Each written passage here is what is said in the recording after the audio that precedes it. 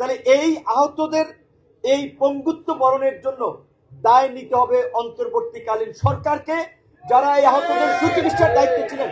আমাদের পরিষ্কার কথা যে এই সরকার ক্ষমতা গ্রহণের পরে প্রধানত দুটি দায়িত্ব তাদের নেওয়ার কথা ছিল, যেগুলো আমরা শুরু থেকে বলেছিলাম।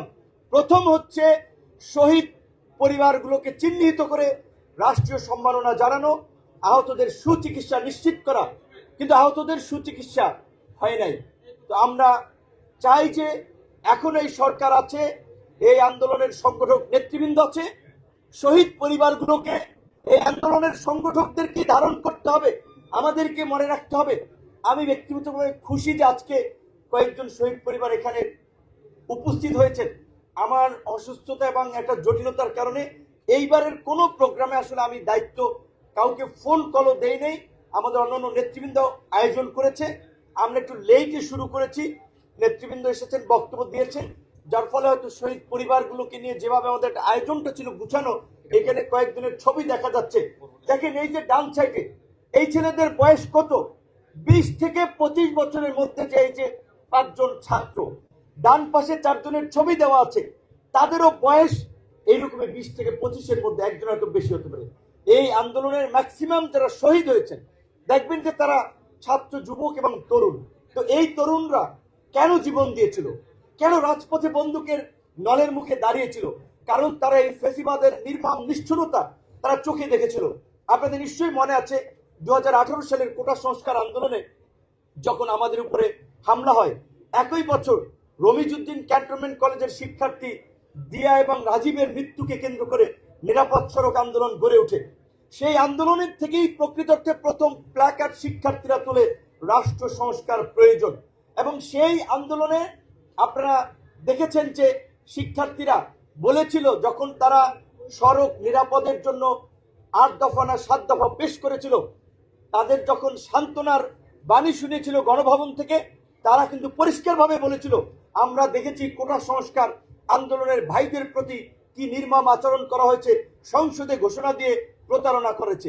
কাজে এই যে কোটা সংস্কার আন্দোলন থেকে নিরাপদ সড়ক আন্দোলন, এই আন্দোলনের মধ্যে দিয়ে কিন্তু আমাদের তরুণরা এই ফেসিবাদের প্রতারণা, তাদের নির্মম নিষ্ঠুরতাকে পর্যবেক্ষণ করেছিল।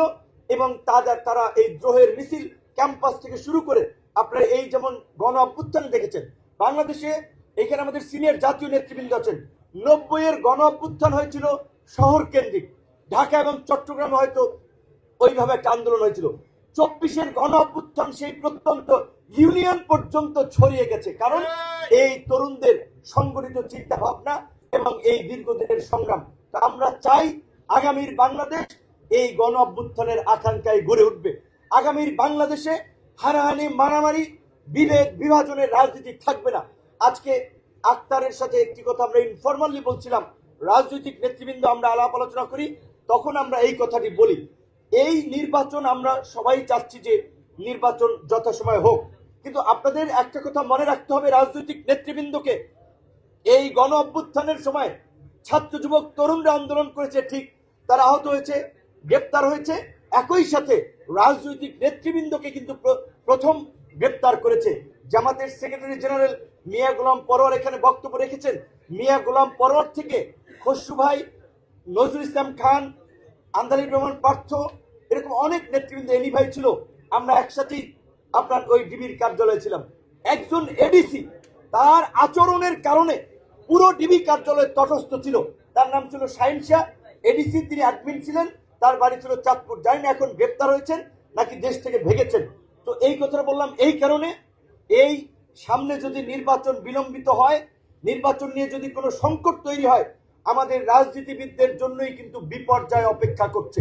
কাজে আমরা মনে করি অবশ্যই আমাদের যে প্রাণের দাবি, এই গণ অভ্যুত্থানের যে আকাঙ্ক্ষা, গণহত্যার বিচার, রাষ্ট্র সংস্কারের পরিষ্কার রূপরেখা এবং নির্বাচন, গণহত্যার বিচার চলছে এবং এই যে আন্তর্জাতিক অপরাধ ট্রাইব্যুনালের যে প্রসিকিউশন টিম, তাদের কার্যক্রমে আমরা খুশি, তাদেরকে আমরা ধন্যবাদ জানাই। এই প্রতিষ্ঠা বার্ষিকী থেকে আপনারা দেখেছেন যে এই আর্মির জেনারেলরা গুম খুনের সাথে জড়িত ছিল, যাদেরকে গত 1 বছর বিচারের মুখোমুখি করা হবে কিনা দ্বিধাদ্বন্দ্বে ছিল, এই প্রসিকিউশন টিম, আইন উপদেষ্টা এবং ডক্টর ইউনূসের সাহসিকতার ফলে তাদের হাতে হাত করা পরানো হয়েছে। আপনারা দেখেছেন ওই যে একজন মেজর, তিনি কিভাবে পাখির মতো গুলি করছিলেন, তাদেরকে এখন হাত করা পড়েছে, তাদের বিচার হচ্ছে। আমরা পরিষ্কারভাবে বলতে চাই, সেনাবাহিনী এই দেশের স্বাধীনতা সার্বভৌমত্বের প্রতীক।